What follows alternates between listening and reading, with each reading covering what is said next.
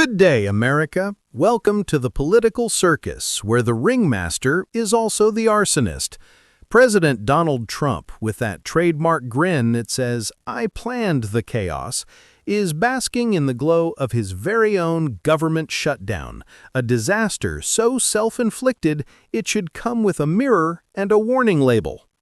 This isn't just any shutdown. It's the Trump version, complete with victory laps, contradictions, and a dash of Project 2025, that controversial MAGA playbook he once claimed to have never seen, never touched, and never planned to use.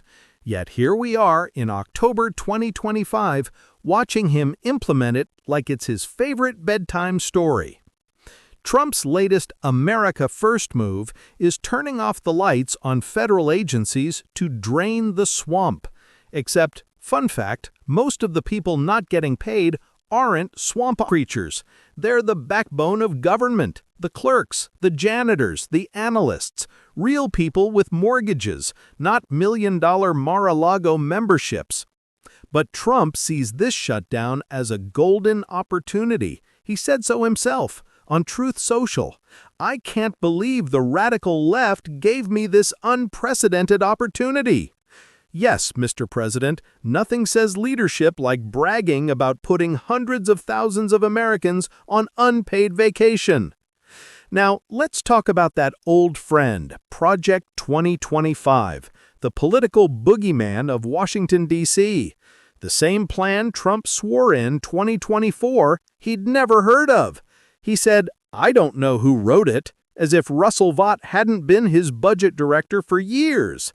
Now suddenly it's his holy script, a manual on how to fire civil servants and replace them with loyalists who think checks and balances is a breakfast combo. And leading the charge, Russell Vought himself, the man whose dream job appears to be turning the government into a bonfire. He's now freezing infrastructure funds between New York and New Jersey because apparently nothing screams efficiency like punishing blue states during a crisis. Meanwhile, Trump's allies are playing a political version of Twister, trying to convince voters that Democrats caused the shutdown, while Trump is out there taking selfies with the chaos. One problem? Polls show 47% of Americans blame Trump and the GOP, only 30% blame Democrats, and the rest are probably too busy trying to figure out how to pay rent. Even Trump's MAGA base is split into two camps, the "he never lies" crowd and the "who cares if he lies" crowd. Both groups seem blissfully unbothered that their champion once denied knowing about Project 2025 and is now enforcing it like gospel. It's like watching someone say they've never heard of fire while standing in a burning building holding a gas can.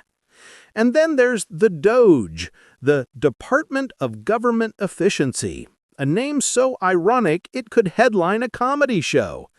Remember when they fired hundreds of employees, only for Trump's team to rehire them weeks later? Nothing says efficiency like losing track of your own pink slips. According to the Washington Post ABC Ipsos poll, the more people see DOGE's inaction, the less they like it. Shocker! Even Trump's shutdown strategy is backfiring. In Virginia, where 150,000 federal workers live, Democrat Abigail Spanberger is using this mess as campaign fuel. Across the river in New Jersey, Mikey Sherrill is doing the same. The GOP's 2025 campaign slogan might as well be, "We broke it. Please vote for us to fix it." But Trump doesn't care. He never does. He's busy tweeting about fake news polls and radical left witch hunts, even as the stock market shakes and small businesses freeze contracts. It's not governance, it's performance art. The man could burn down the White House and call it a renovation. Project 2025, DOGE, and the shutdown. It's a trifecta of political self-destruction. And yet Trump seems to believe it's all part of the master plan. Maybe it is. After all, chaos is the brand. But here's the twist. Americans are catching on, the same way you eventually stop believing the magician when he pulls the same rabbit out of the same hat. Still, Trump is betting on fatigue, that the public will grow tired of caring. That's how chaos wins, not through force, but through exhaustion. But here's the cliffhanger. Can America survive another round of Trump the Rebuilder when he's the one holding the wrecking ball? Or will this shutdown finally expose the Project 2025 dream for what it really is?